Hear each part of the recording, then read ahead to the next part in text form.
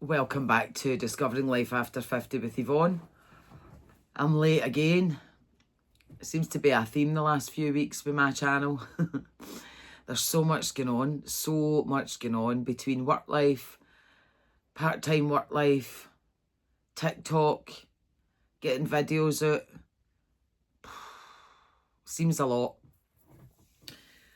I'm trying to remember the last video I put out was just a wee catch up. And there's so much happened since. The podcast was about, for those of you that don't know, I've got a podcast. I'm a duo in a podcast, me and Jen, my pal Jen. And the last episode was a two-parter. Part one's been released, part two's coming out a week on Sunday. And it was about the menopause and how it affects women. And there's been so much happening this week, scarily so.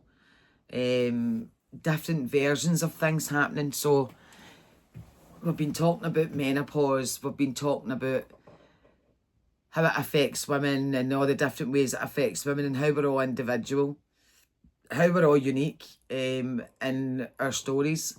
Some of us get away with it quite unscathed. And I was saying in the podcast last week that I kind of get away with it unscathed. I don't think I really did, actually. I think menopause hit me, and I think it was more a mental thing with me. But it was physical as well. I just didn't connect the dots.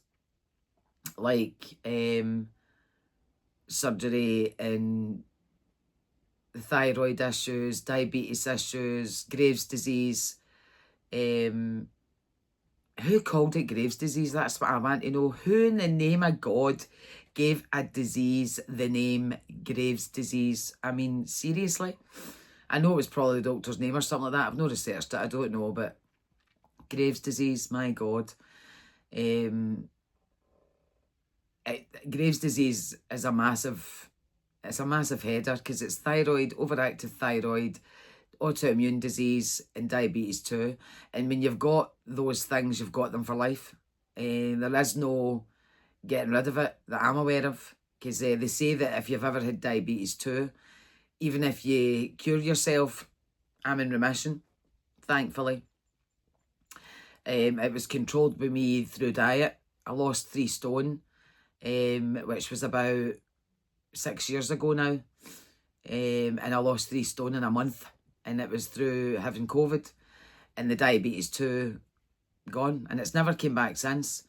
I've been on the cusp a couple of times and I've had to watch what I've been doing, but it's by and large stayed away. But they say once you've had diabetes too, or once you've had diabetes, you've always got it. Your class is always having it. So if somebody asks you what you've got, I usually say, well, I've had a thyroidectomy, and I used to have diabetes too, but apparently you've always got it. Who knew?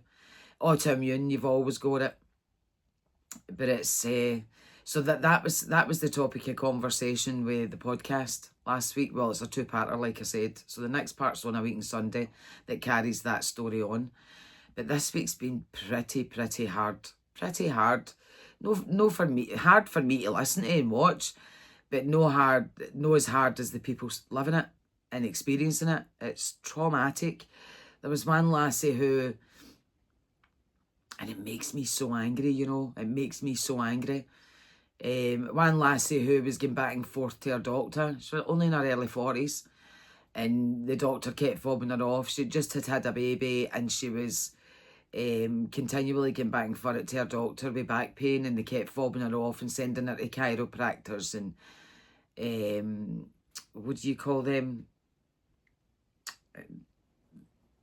I can't remember, physiotherapists, all that kind of stuff. And it was postpartum, and it was this, that, the other, right? And they just kept fobbing her off. And then whatever happened, eventually she got diagnosed with, she had a tumour in her 6th vertebrae that was crushing her 6th vertebrae. Now, if you're complaining of back pain for that long, something needs to be done. But she kept getting fobbed off. So she ended up with a tumour in her 6th vertebrae that was crushing, and leukemia. And that lassie, so tragic, so tragic. She fought and fought and fought to survive this horrible, horrible, horrible disease, and fought a heroic fight is the only way I can describe it. I didn't know the lassie, I'd never met her, but I had been following the story on TikTok, and my God, it's heartbreaking. She was doing her midwifery, and she put that on hold because she got diagnosed with leukemia and the tumour on her spine.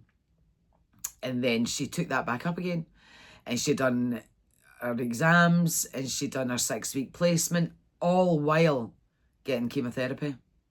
All while getting chemotherapy, and God knows, blood transfusions galore. And she just had finished her 6th week. She was doing night shift, going to the hospital for her chemo, coming back, and looking after her kids and her husband and her home. Heroic is the only way to describe her. In actual fact, I could literally burst out greeting for this lassie. She was a Scottish lassie.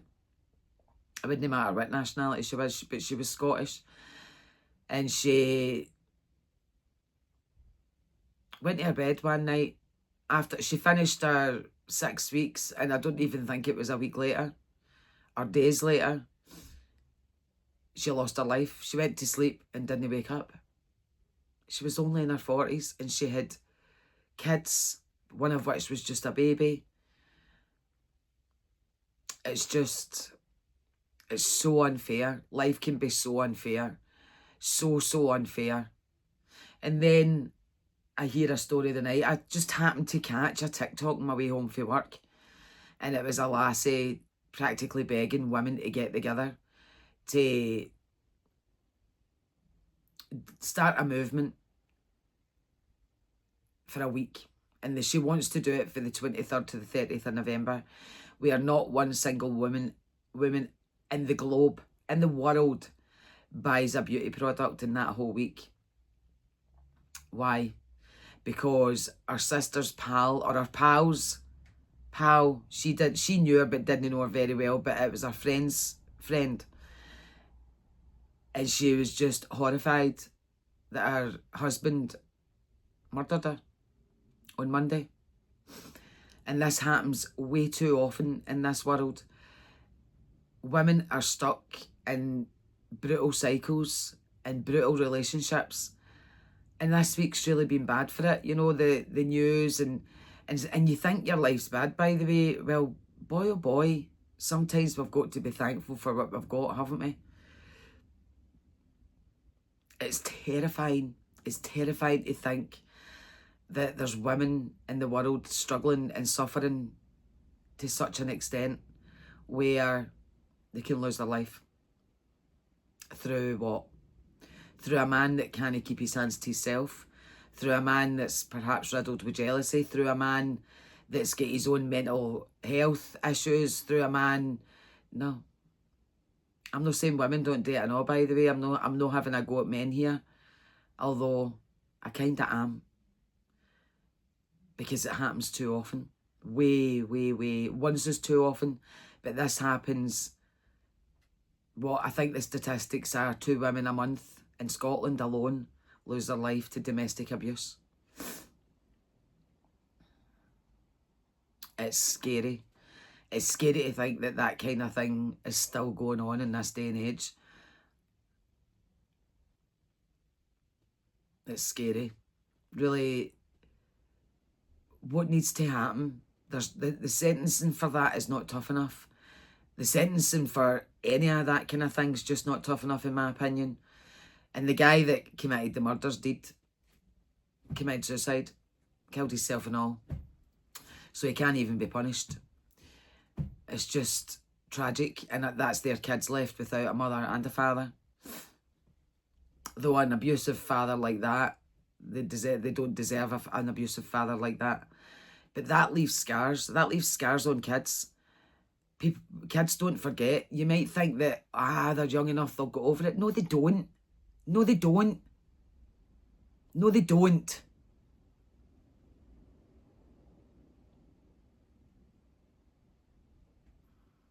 Domestic abuse should be criminalised properly. It should be, whether it's a man or whether it's a woman, by the way. Sadly, the statistics point to women. It happens to women more than men. And they don't leave the relationship because they're terrified for one reason or another. The majority of the time, they can't see the wood for the trees. Whatever, it doesn't really matter. They don't get out quick enough. And it's tragic, especially tragic when there's kids involved. It really is. It really is. It's hard to sit back. It's really hard to sit back and watch and listen to these stories. I have experience, so I speak from experience. And it's not acceptable in any way, shape or form. It's never acceptable to lift your hands to another human being. No matter what, it's never acceptable. Violence is not the answer. End of.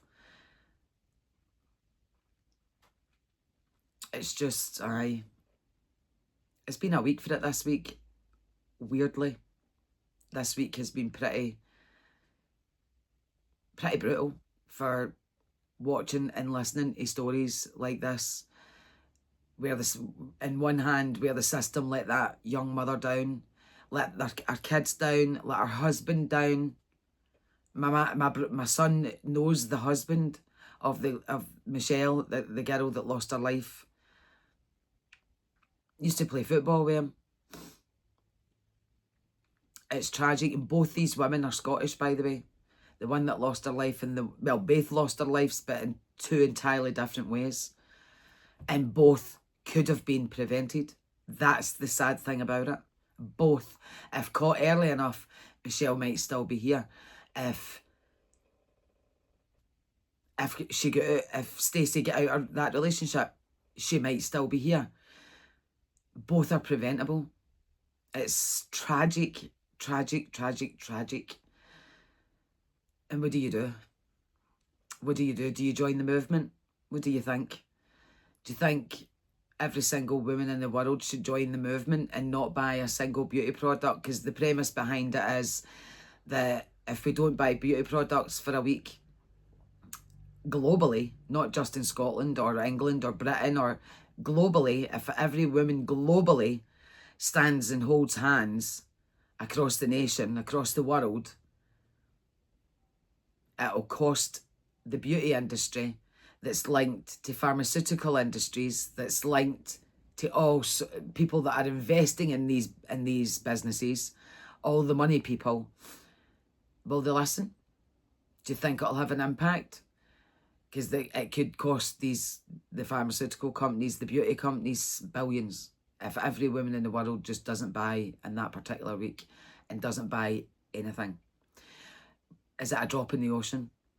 Is my question. Is it a big enough hit? Is it a big enough hit to make them stop, think and listen? The judges and the lawyers, and most importantly, the judges that are sentencing these people, and the health, they're getting away with it. They're getting away with it. They're getting away with fobbing you off. They're getting away. Do you think they feel bad about it? Do you think the doctor that was treating her finds out she's lost her life? Do you think he feels bad about that?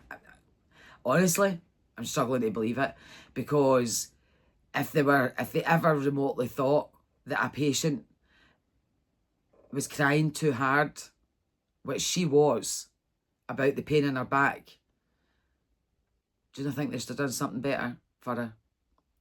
Potentially they could have saved her life. Maybe they couldn't have. Maybe it was already too late. Who knows? We're never going to know now, are we? It's tragic. It's tragic. It's unacceptable, and we keep lying down to it. Every one of us. We get up, we go on with our life, we go to work, we do our TikToks, do you know what I mean? It's like, we go on with our life. We just go on with our life, and we cry the tears, and we feel sorry, and it's tragic and all the rest of it, and then we go up and go on with our life. Because what else is there to do? Because we can't do it alone, and this is what this other girl's trying to say, is she can't do it alone, she needs all of us. Do you think it'll work? Do you think it'll make our voice heard? Do you think it'll change the law? Do you think it'll help? Let me know in the comments. I'm going to let it go there because it's pretty sad. It's pretty sad what's going on in the world, and it's only when it slap bangs you in the face that you remember that it is actually going on in the world. I mean, it could be happening in my very own street in three or four of the houses, and we would not be any the wiser. Because that's another thing that's changed from when I was young. Neighbours, I've got neighbours. I've got Anne next to me. I've got Lorraine next to her. We've got Sadie next to her. Now Anne's the same age as me, or a bit older. She's got a lot of physical issues. How she manages is beyond me, but she does. I've got Lorraine and Sadie, the other side, who are in their 80s now. Sadie's like super gran. Love her to bits. Lorraine plods on. You don't see as much of Lorraine, but I see Sadie quite a lot. Still goes out to the shop. Still goes up and down to Falkirk in the bus. She's just super gran. She's amazing, amazing. And then you've got Anne, who's only a couple of years older than me. And God love her. God love her. Riddled with arthritis, like severe arthritis. She's broke elbows, she's broke bones, she's broke back. She's been, she spent more time in hospitals and bloody care homes in the last couple of years. It's scary for her. It really is. God love her. So maybe we should be thankful for what we've got sometimes, eh? It's bloody tragic. It's bloody tragic.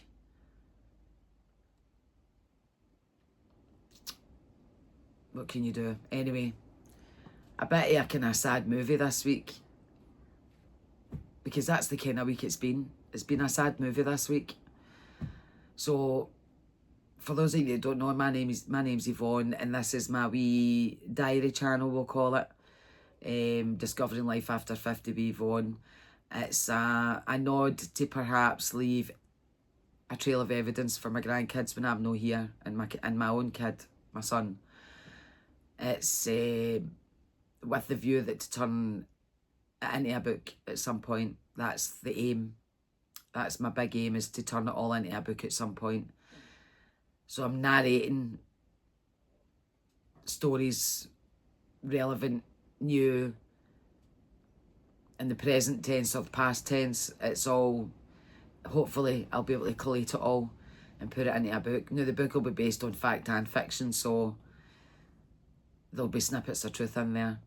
It'll be based on my life. So that's the plan. So if you don't know me, I'm Yvonne. This is Discovering Life After 50, and I'll catch you all next week.